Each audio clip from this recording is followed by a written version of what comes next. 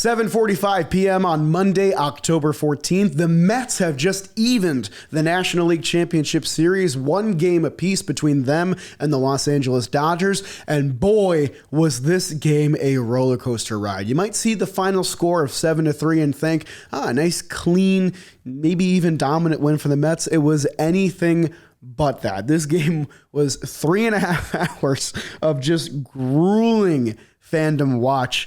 But the Mets did a lot of great things today. You almost forget in this game that Francisco Lindor leaded off the game with a beautiful at-bat that turned into a home run off Ryan Brazier. You know, when the Dodgers announced after they won Game 1 in dominant fashion that they were going to do a bullpen game today, I was pretty scared. I saw what that bullpen did to San Diego at the end of their series, and I thought we were getting Walker Buehler today, who's one of their more vulnerable starters, and now we're getting this monster of a bullpen that can hit you and attack you in so many different ways. So for Lindor to come out very first at bat of the game, hit a home run to not only get the Mets a lead, but end the scoreless streak narrative that the Mets were contributing to was big. The second inning is where the real fireworks happen. I want to give a shout out to Carlos Mendoza. The Iglesias 5-hole situation was not working. Jose Iglesias is a big discussion in this postseason for his play. He hasn't been sharp. Moving Marte there, I think, was pretty big. Marte had a great day today. 3-hit game. They only met on the team with 3 hits. He singles to start the second inning. Jesse Winker walks. One thing I want to note, the Mets worked a ton of good at-bats today. They had a dozen or more at-bats that were 6+ pitches in this game. So they were just tiring out this Dodgers bullpen, making them throw a ton of bullets. I don't have the exact pitch count here. 184 pitches the Dodgers threw today. If I did my math right, that's absurd. That's so many. Anyways, Iglesias pops out with 2 men on. Tyrone Taylor, who has been quiet, gets the big double in this inning in the stream that me and Lorenzo just did. We're talking about, okay, worst case scenario, let's just not enter the double play. Let's try and get a sac fly for one of Taylor or Alvarez here, and let's hope that at least in the next inning, it'll start with the top of the order. Maybe Lindor can do more damage. Instead, he doubles, sets up second and third. Alvarez does pop out. They intentionally walk Lindor, which was interesting because Vientos has great numbers, and then Mark Vientos just works a beautiful at-bat. Does not get cheated at all. He sees 9 pitches, and 7 of them are sliders. He goes down 1-2, fouls off pretty much every slider. Yeah, he never gets a whiff on any of them. Takes a couple in the dirt. He gets a fastball on pitch 4. That's not a strike. It's at his eyes, and he still gets a barrel on it. And from that moment, he's sitting fastball the rest of the at-bat. He's just wasting the slider, making Landon Knack, the bulk guy of this game, work tirelessly.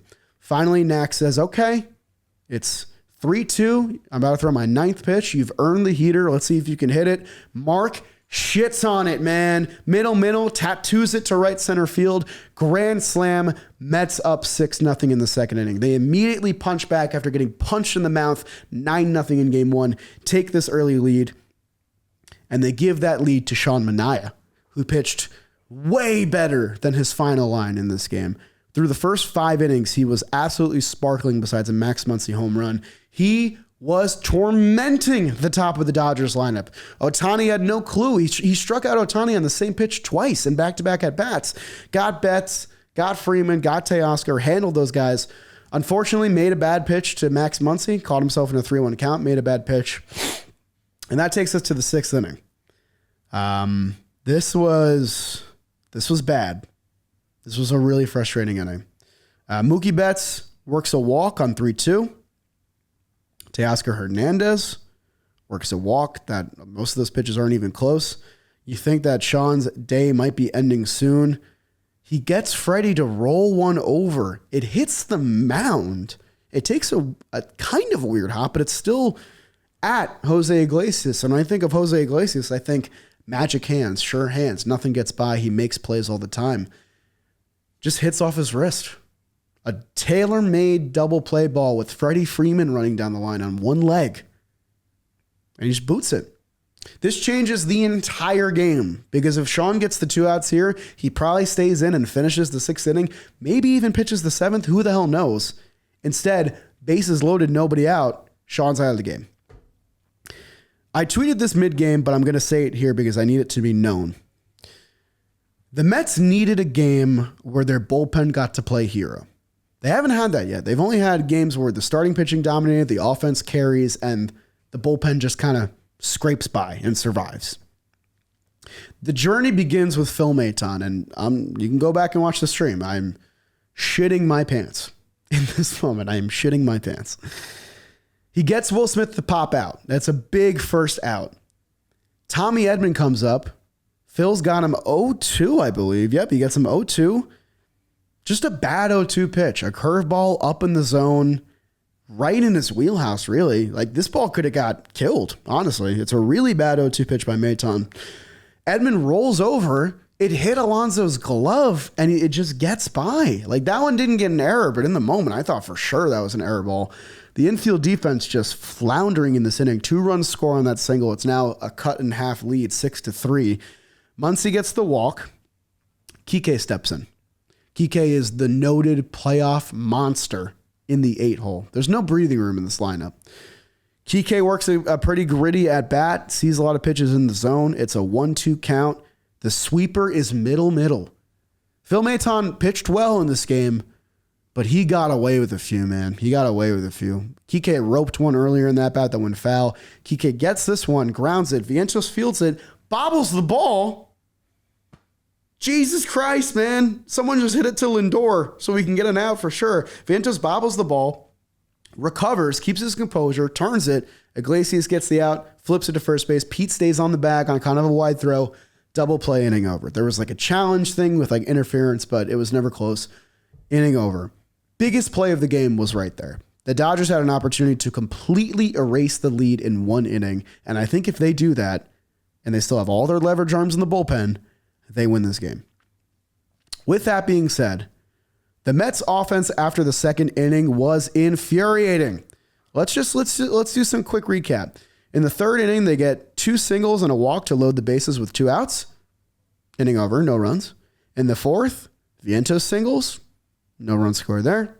In the fifth, Winker walks. Tyrone gets hit by a pitch, 2 men on for Alvarez. He gets out. Tough day for Alvarez. I think he left 7 men on base. Sixth inning, Lindor reaches on an error. Great. Vientos grounds into a double play right after. Seventh inning, Starling Marte doubles. Back-to-back strikeouts for Brent Honeywell at the end of his outing. The Mets got a runner on in every inning of this game, and they only scored in the first and second inning. The approach was great. They saw a ton of pitches. Like I said before, the pitch count was absurd for the Dodgers. But man, dude, tack on. Make me feel better as a fan, because I was not feeling good, and I'm sure you weren't either. Seventh inning rolls around. Maton stays in. We were shocked by this. He gets Pages. It was as intentional of an unintentional walk as you can get to Ohtani. Ryan Stanek comes in. Ryan has been, the circle of trust might just be Ryan Stanek and maybe Reed Garrett. He comes in, punches out Betts, gets Teoscar. We go to the 8th inning. Stanek stays in. He only threw 5 pitches to get those 2 outs.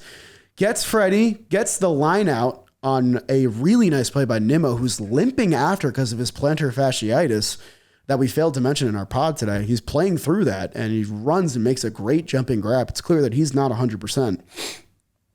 2 out, nobody on. Stanek gets Edman 0-2. 2 swinging strikes on a slider and a splitter. So we're saying, throw him the heat.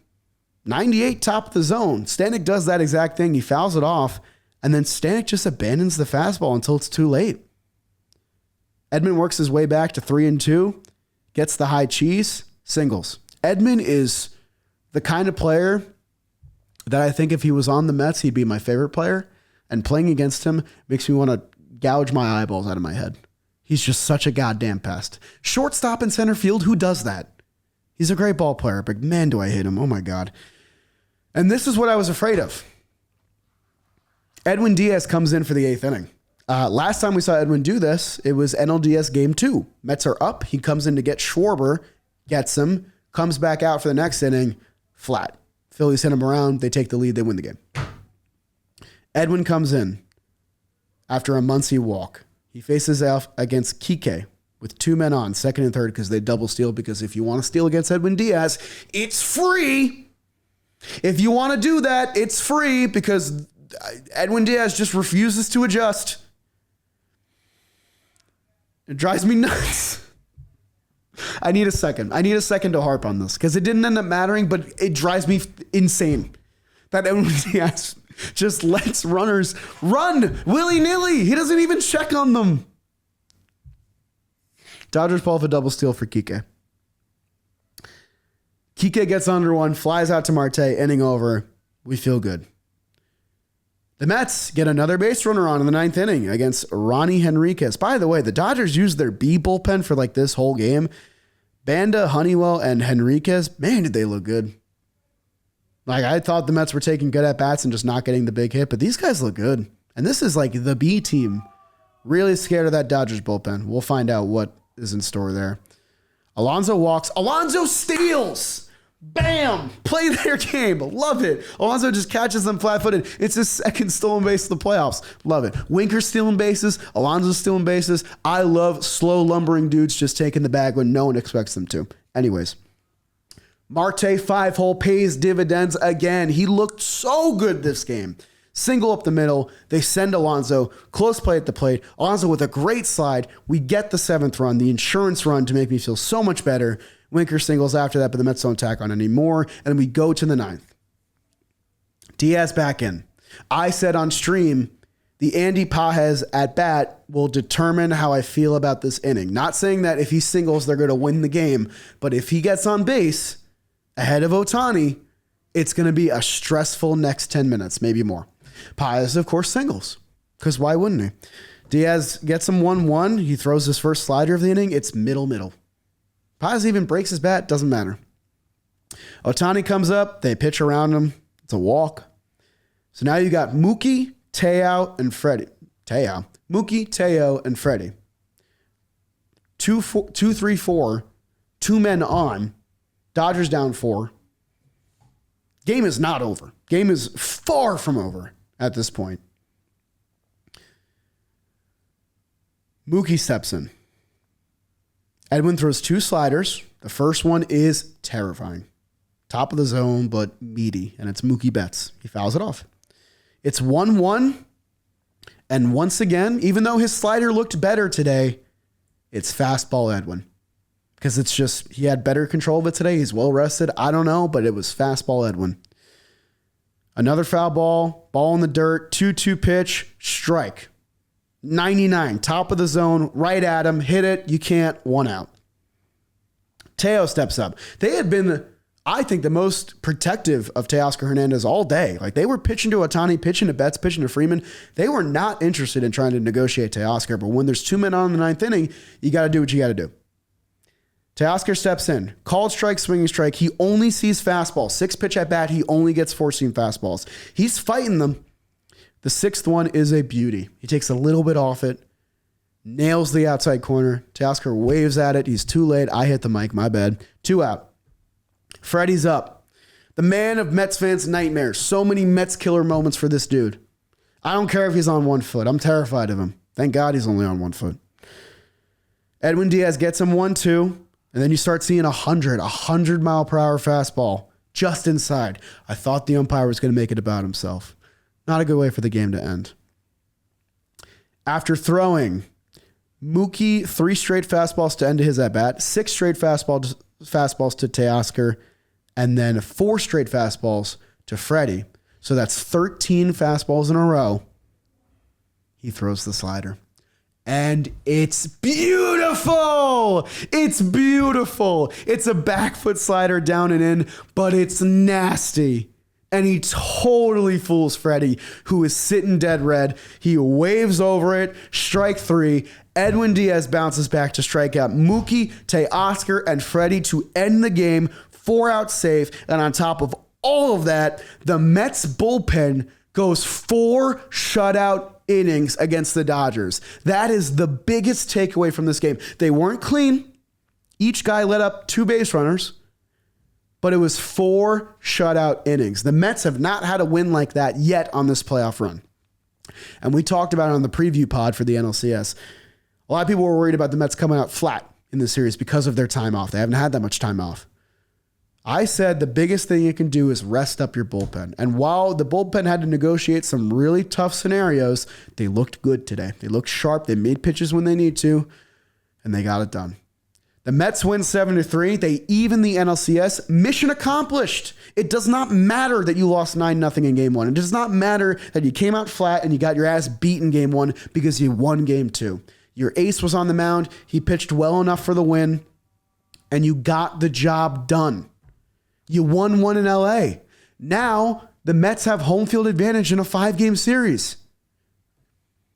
World's your oyster, man. You got Severino, Quintana for 2 starts. Peterson maybe for game 5. Anything's possible. They're going to have to throw Walker Buehler. Yamamoto's great, but probably only 5 innings.